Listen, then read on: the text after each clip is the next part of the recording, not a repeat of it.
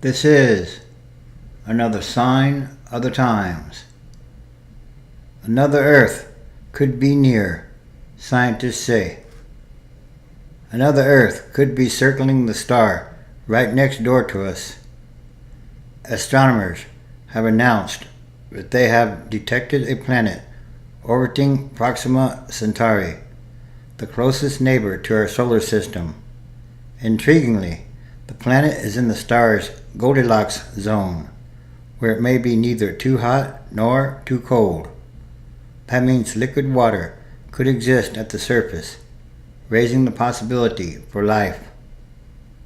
Although observations in recent years, particularly by NASA's Kepler planet-finding mission, have uncovered a bounty of Earth-sized worlds throughout the galaxy, this one holds particular promise because it might someday, decades from now, be possible to reach. It's 4.2 light years, or 25 trillion miles away from Earth, which is extremely close in cosmic terms. One scientist likened it to a flashing neon sign. I'm the nearest star, and I have a potentially habitable planet, said R. Paul Butler, an astronomer at the Carnegie Institution for Science and a member of the team that made the discovery. The leader of the team that made the discovery, reported in the journal Nature, said, "We know there are terrestrial planets around many stars. We kind of expected the nearby stars would contain terrestrial planets. This is not exciting because of this. The excitement is because it is the nearest one. Beyond the planet's size and distance from its parent star, much about it is still mysterious. Scientists are working off computer models that offer mere hints of what's possible. Conditions could be Earth-like, but they could also be hellish like Venus, or cold and dry like Mars. There's no picture of the planet, which has been designated Proxima b. The astronomers detected it indirectly, studying via a telescope the light of the parent star. They zeroed in on clock-like wobbles in the starlight, as the colors shifted slightly to the reddish end of the spectrum, then slightly bluish. The oscillations, caused by the bobbing back and forth motion of the star as it pulled around by the gravity of the planet, are similar to how the pitch of a police siren rises or falls, depending on whether the patrol car is traveling toward or away from the listener. From the size of the wobbles, they determined that Proxima b is at least 1.3 times the mass of Earth, although it could be several times larger. A year on Proxima b, the time to complete one orbit around the star, lasts just 11.2 days. Although the planet, lost in the glare of the star, cannot be viewed by current telescopes, astronomers hope to see it when the next generation is built a decade from now. And the planet's proximity to Earth gives hope that robotic probes could someday be zooming past the planet for a close-up look. A privately funded team of scientists and technology titans have announced Breakthrough Starshot Initiative, a project to develop and launch a fleet of iPhone-sized spacecraft within 2 to 3 decades. Their proposed destination is the Alpha Centauri star system, which includes 2 larger sun-like stars in addition to Proxima Centauri.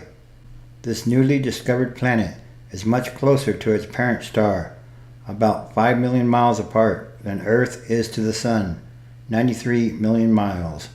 Even Mercury, the innermost planet of our solar system, is 36 million miles from the Sun. While Proxima b might be similar to Earth, its parent star, Proxima Centauri, is very different from the Sun. It is tiny, belonging to a class of stars known as red dwarfs, with only about 12% of the mass of the Sun and about 1/600th the luminosity, so dim that it cannot be seen from Earth with the naked eye. Thus, Proxima b despite its closeness to the star, receives less warmth than Earth, but enough that water could flow on the surface. Whether the planet has liquid water or an atmosphere is pure speculation at this point. If the planet formed close to the star, it could be dry and airless, but it might also have formed farther out and migrated inward to its current orbit. It is also possible that the planet formed dry and was later bombarded by comets or ice-rich asteroids. There are viable models and stories that lead to a viable Earth-like planet today. Even if it is habitable, scientists studying the possibility of life elsewhere in the universe spiritedly debate whether planets around these red dwarfs are a promising place to look. Small stars are more erratic, especially during their youth, and eruptions off the star's surface could strip away the atmosphere from such planets. Levels of X-rays and other high-energy radiation bombarding the planet would be 100 times that on Earth, the scientists said. The close orbit suggests that the rotation of the planet would probably be gravitationally locked by the star's pole, just as the same side of the moon always faces Earth. One side of Proxima b is probably eternally bright, always facing the star, while the other is ever dark. Additional visible light observations further convinced the scientists, but they were not being fooled by variations in the star itself, erroneously mimicking the presence of a planet. There are hints of perhaps another planet, perhaps more, but those hints are still ambiguous, the scientists said. The discovery could provide impetus for planet-finding telescopes. There is a proposal for a small space telescope costing less than $175 million, dedicated to the search for planets in Alpha Centauri. While it would not be powerful enough to spot Proxima b, its existence would give more confidence that terrestrial planets also orbit the two sun-like stars there. It just raises the public awareness there's a new world just next door. It could be a major shift in people's minds. Yes, it's humankind's destiny to go to the stars and colonize the universe. Genesis, chapter 1. In the beginning, God created the heavens and the earth. 2. The earth was without form and void, and darkness was over the face of the deep, and the Spirit of God was hovering over the face of the waters. 3. And God said, "Let there be light," and there was light. 4. And God saw that the light was good, and God separated the light from the darkness. 5. God called the light day, and the darkness he called night. And there was evening, and there was morning, the first day. 6. And God said, "Let there be an expanse in the midst of the waters, and let it separate the waters from the waters." 7.